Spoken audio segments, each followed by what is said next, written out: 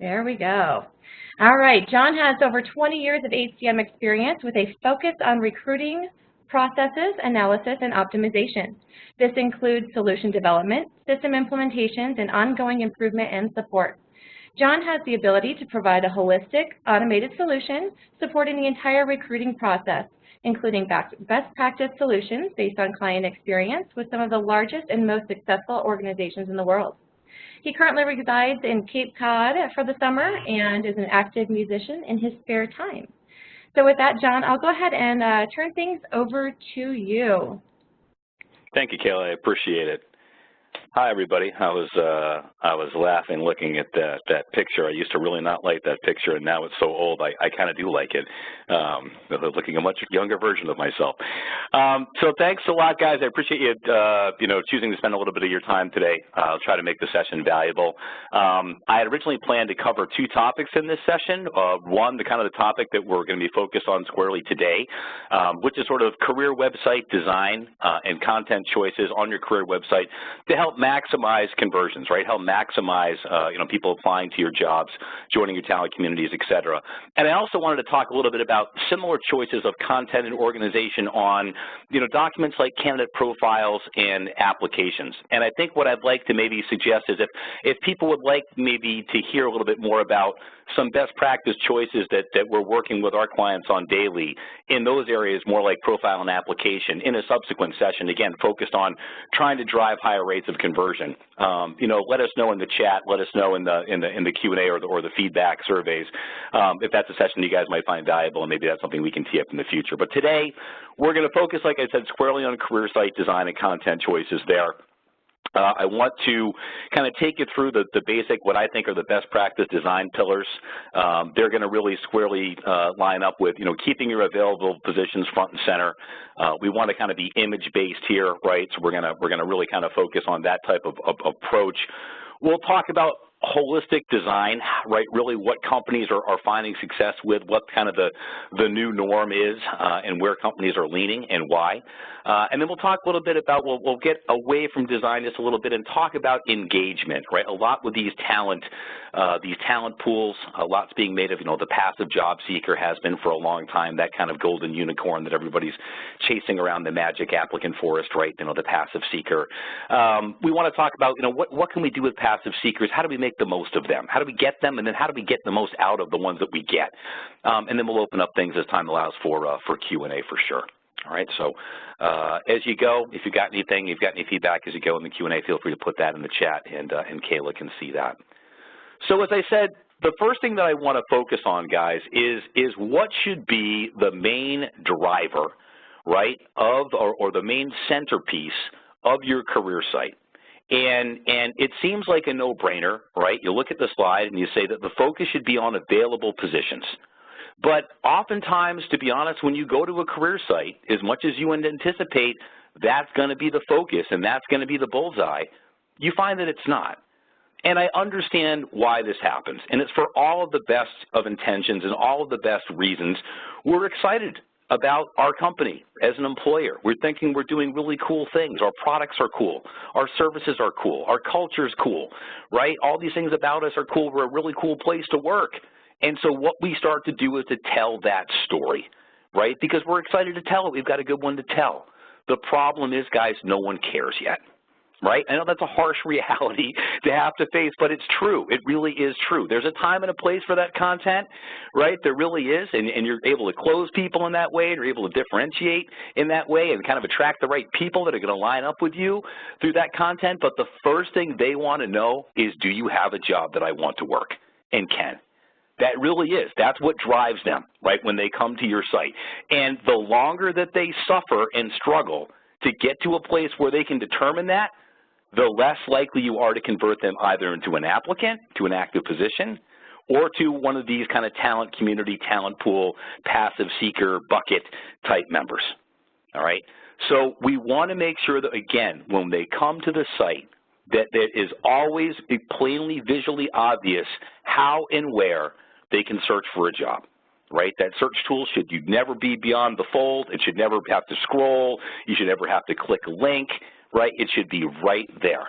right? So that's got to be front and center. And you want to provide people with choices, right? People have different things that are driving, right, their job search, right? And it really depends on a lot of factors, but if you think about it, some jobs you can do almost anywhere, right? And so, you know, meaning there's lots of them, they're kind of all over the place, and a lot of times people that are looking for those jobs, they're kind of location driven, right? I can get this job pretty much whenever I want to. I need it near school. I need it near the bus stop. I need it near home, right? Wherever it's going to be, right? Not all the time, but that's, you know, that's an overgeneralization, but that's one way people look at it. Other jobs are much more, you know, difficult to find. They're very specialized, and so people need to see, hey, do you require my specialized skill set? It's all about skills for me. It's all about, you know, experience or what have you. Some are certification-driven, license-driven, whatever it's going to be. Give them choices, right? Don't anticipate that you understand the way that everybody's going to search jobs that kind of one way, right? The more options that you give them for searching and browsing, right, the better off you're going to be.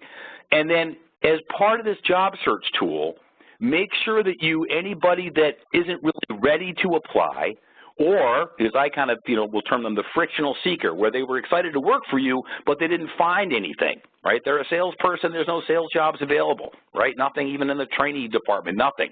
Make sure that you've got some tool, right? You know, the job agent's a great one to go with, to engage them right there from that search. They've already input terms. They haven't gotten a result that's, you know, spawned them to, or promoted them to apply, inspired them to apply, right? But make sure that they can, without entering any more information, set up a job agent, right, and let you capture that email address. That's what you want, right? And then, you know, and let them get, you know, notified of jobs that match that criteria. So that's a really basic way, right, through kind of a missed job search, if you will, kind of a swing and a miss, to make something of that. And you'll see that, you know, companies are expanding that as well. They'll have these short forms, right? That's often the entree to joining the talent community, to becoming a passive seeker. Hey, right, there's no open positions right now, or hey, we see you haven't applied yet, but you set up this job agent already with your email address. If you just give me like your name and your current title and your current employer too, or what have you. Now remember, right, and this goes a little bit more in the direction of kind of, you know, what I was talking about in maybe the subsequent session about profile choices and stuff, but, you know, talking about these short forms even as a kind of a precursor. We obviously as employers, we and recruiters specifically, we want to know everything right now, right? We want the whole deal. We want everything down to DNA strand, right? From the first time we don't even lay eyes on you. From the first time you pop up on my screen, I want to know everything about you. But I've got to remember that there's two sides to that equation, right? And so we want to make sure that even for these short forms, every field that we add, we're going to pare down conversion a little bit, because it's one more thing that people are going to be like, I don't have time, or I don't want to tell you, right? So we have to make sure that we really walk that plank and walk it smartly to make sure that we're getting the information that we need to engage and campaign to them effectively, which would really be the most important consideration at this point. We're not trying to hire these passive seekers based on information they give us. That's what we do with applicants. That's what we do with people who even fill out a profile. These people are just saying, hey, I'll throw my hat in your general ring, right? So what we've got to figure out is what are maybe the 3 or 2 or 4 at most data points that'll help us send them a targeted email campaign monthly, right, besides just the jobs they're looking for. Is there a level, career level we can get? Is there a region we can get, right? Something that's easy with a drop down, a click button, right? Again, we've got to make it easy, right? So again, from a design standpoint on the short form, limit the fields, easy to fill out, right? Big blocky choices, and your design driver should be, is this data going to help me campaign to them in the future effectively? I talked about image-driven design, and this again goes back to not jumping the gun and telling the story. And even when we do get to the pages, guys, where we're trying to do a little bit more storytelling, right, and now sell them on us as an organization, on an employer, we've got to stay away from the 2 columns of text, right? Small picture, no picture, text, text, text. It's just people's eyes just go crossed. And particularly, and I'm an old guy, right? But I mean, particularly people behind me, they're not going to tolerate that, right? They, you know, my kids are 19 and 15, and you know, if I saw a paper book in their hand, I would pass out, right? That would be amazing. I would love it for glee. But they're just not used to even looking at that visually. And online, nobody likes to look at that. So stay away from the heavy text areas. One great strategy, guys, is bullet points and links. right, that link to other sub-pages or even flyovers or pop-ups with the detail that people want to see. Right, so you can break down, like, our benefits program at a glance, or like, our tuition reimbursement program, and have those as link bullets so that the page looks neat and clean, and then have the people pop open the detailed content they're interested in, and then they can focus just on that. It's in its own little, like, square up in front in the design. All right, so that I've seen work really well, where you don't have to limit the content, but you limit things on just one page. The second bullet here, guys, is you want to make sure that the images that you use line up with both the physical work environment and the kind of culture and workforce tenets by your job area, right? Meaning that if you're a company, like a lot of my companies are in oil and gas, right? They got people out in the middle of the ocean on ginormous derricks, and they got people in nice, comfy, air-conditioned offices in Houston. You want to make sure that you're portraying the proper environment, the proper person, or they're going to be like, wow, that's not for me. They don't have the kind of work that I do. I'd get that chair all dirty, or I would get all dirty in that chair. So that seems kind of basic and commonsensical, but if you look at the next bullet, guys, this is what I wanted to kind of focus on this slide. This is really what can help you drive the overall organization and kind of definition of the content and the images, right, and the overall kind of look and feel of your entire site.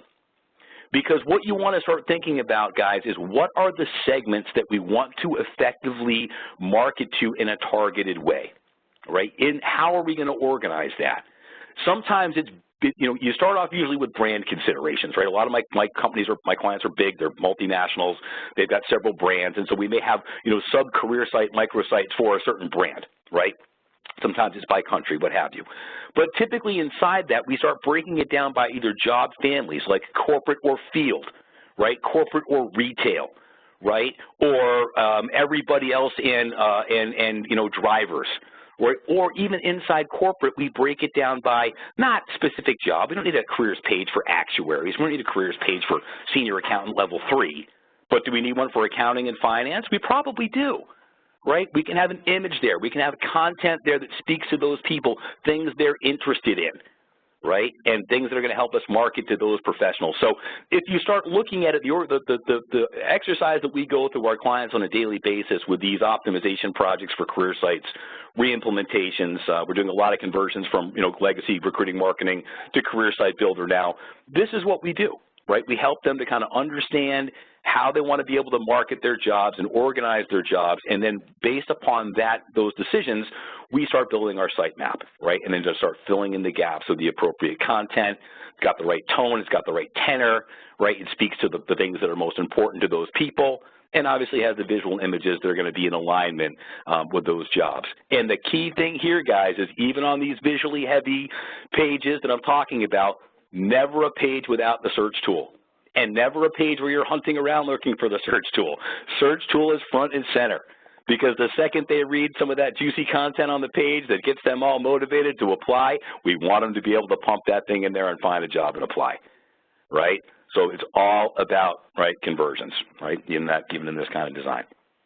So leads me to a discussion of kind of larger design tenets kind of overall, right? And again, these are all kind of common sense, right, sounding, but I want you each to think about your current websites, those of you that represent career websites out there, and challenge yourselves and challenge those current designs against some of these tenets. And the first one is just neat and clean.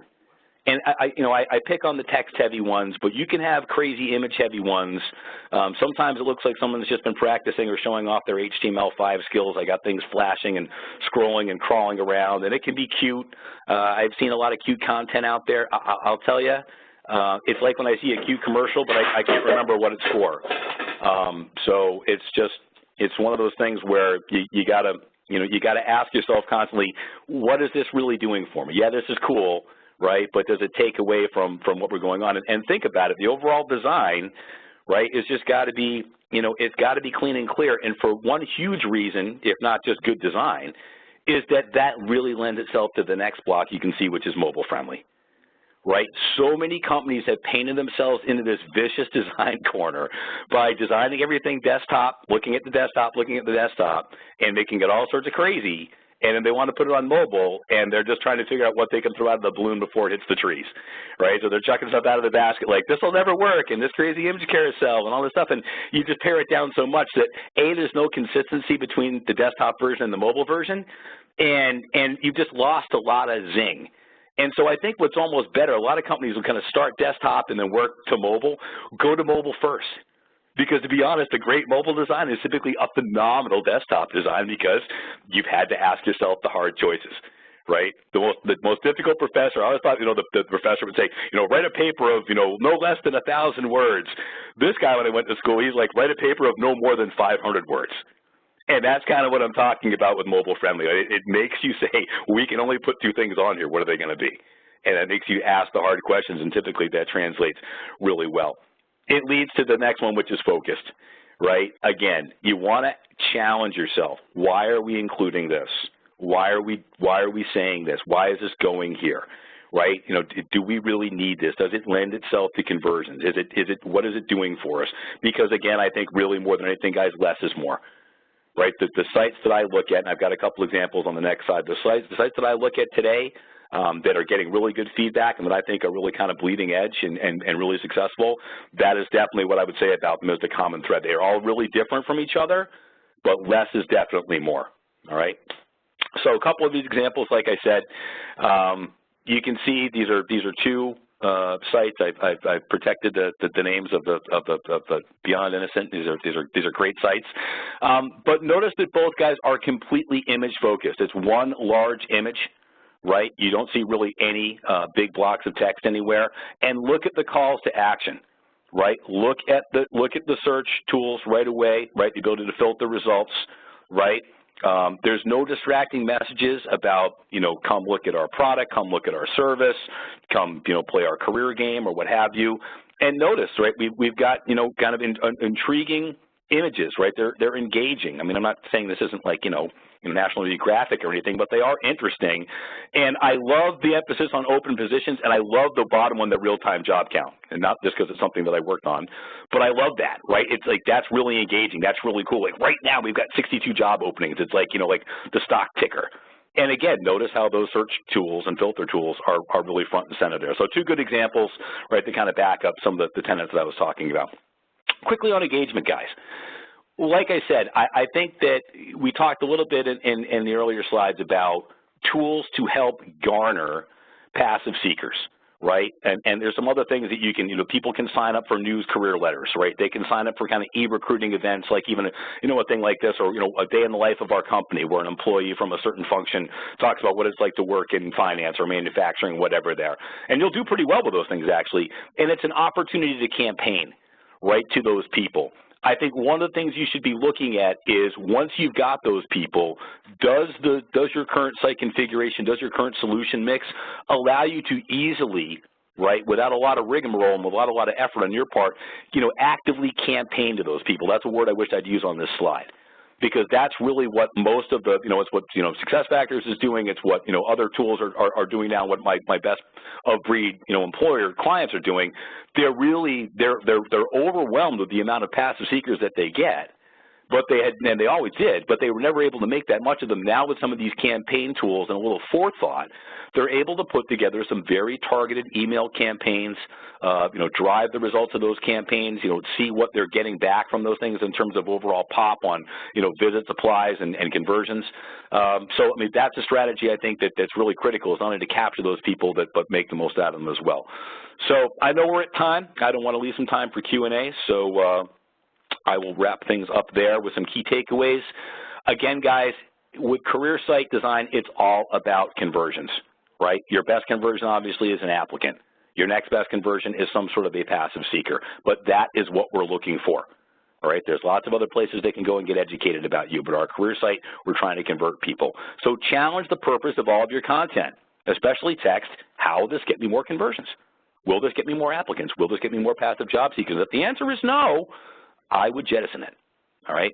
And make sure that you stay current, right, with reviewing your own site, right? One of the things sometimes we don't mystery apply ourselves as much as we mystery shop our stores or mystery eat in our restaurants. Make sure that your site's up to date, it's current, the tenor and the tone of the images all represent who you are now and kind of what's out there in the marketplace and in the ecosphere, so that you don't look dated and it looks like you've been keeping on top of that. That's a bad look when it looks like no one's been home for a while and the grass is getting long.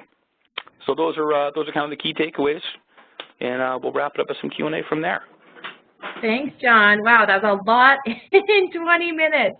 So a great discussion. I know we do want to make sure that we have some time to cover some of the questions that came in. So as a reminder, if you have a question, be sure to enter that into the Q&A module at this time. John covered a lot in the last 20 minutes. There's obviously a lot more that we could discuss. We do encourage you to continue the conversation with him beyond today's session. As you can see, his contact information is available in today's slide deck, and we'll be sending everybody a link to a follow-up blog post where he'll be addressing some of today's key takeaways. I'd also like to remind everyone that the recording and the slides from today will be emailed to the email address that you provided when you registered.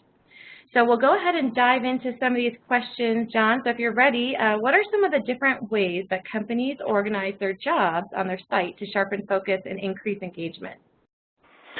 Yeah, I think I talked about a couple of them, guys. One is definitely functional area, right? And again, I think it's trying to find the right level there. And it's usually the classic corporate breakdowns, like an HR function, an IT function. Sometimes a company will have inside IT, though, they will have some specialties there, right? Because and again, they'll want to speak to, and this kind of helps you organize it, guys. How do you market to those folks? Technologists typically like working with cool technology. Right, so if you're a really bleeding edge SAP shop, for example, right, and you've got a pretty, big internal SAP practice, you might want to market that, right, or if you've got some really cool network stuff going on. So that can help determine kind of, what level you go to. But one is functional. The other one, like I talked about, is geographical, right? So, that can certainly be one. Another one can be level. Right, so oftentimes, you'll see an interns page, right? You'll see a recently graduated page. Sometimes, you'll see some executive pages as well, and I think that's good. People at different points in their career, again, they've got different needs and different, hierarchical needs of priority in their job criteria, right, in their job search criteria. So there's different ways to go about it, but I would say level, function, geography are certainly strategies I've seen employed. Great insights. So would you mind diving into, and this actually probably might be good for the blog post too, would be if you could suggest some strategies for online interviewing once you've moved someone from passive to a more engaged seeker. Sure. Yeah, number one, I'm a big believer in online interviewing. I'm also a big believer in that kind of recorded session.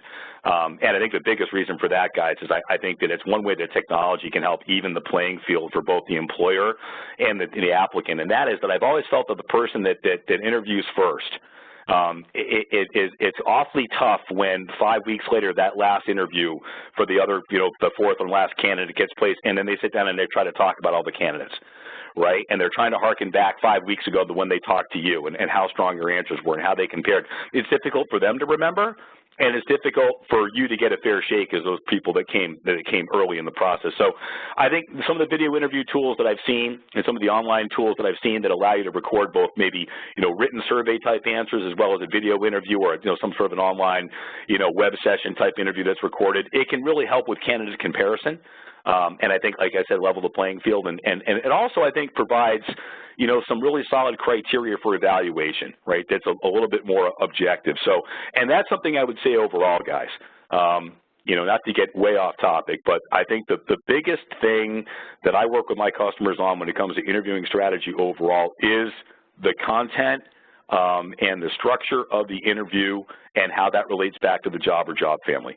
Right, so that again, there's a defined set of whether it be a competency-based or skills-based or a mix of that, but that the interviewers are going in with a set of criteria to evaluate people against, and they can get together later and talk about how the various people they interviewed, stacked up, against that specific criteria. Not like, hey, what did you think of Bob? Right, I didn't think he was as dynamic as Mary. Why? Right, so that's what I would say no matter what. But definitely online, I would embrace that technology. Again, I think that the artifacts are good, and I think that the other thing is it keeps costs and logistics down, and probably allows you to interview people than if you're thinking about shipping everybody in and have to make that really hard cut. I'd rather video screen 10 people and online interview 10 people than have to only cut it down for 3 people for a physical interview. Perfect. I know we're creeping up on the half hour, so I want to be sure we're mindful of everyone's time. I'm going to go ahead and take one more question. I will leave the Q&A open, so if you still have a question, keep those coming in. We'll be addressing those in that blog post that's going to be emailed to you. So John, just this last question really quick. How do you maintain a consistent experience for job seekers across various digital platforms? Sure. I started talking about this a little bit, guys. I think a lot of it now is recognizing, just the importance and the focal point of mobile. Right, and again, I'm an old guy, right, so it pains me to have to admit this, right, but I don't want to be Polaroid and say, oh, that digital photography stuff I'll never take, just shake the instant photo. Mobile's here to stay, and it's here to stay with job and job seekers for sure. I think that what you want to do probably is start there. And I think that the other thing, guys, is that you want to, and I don't think you can escape this, but you want to embrace this, guys. We all know that marketing, communications, what have you, whatever we call that function, owns the core website, right, and owns that brand standard. We want to make sure that we really partner with those people on employment brand, and we treat it in a very similar fashion.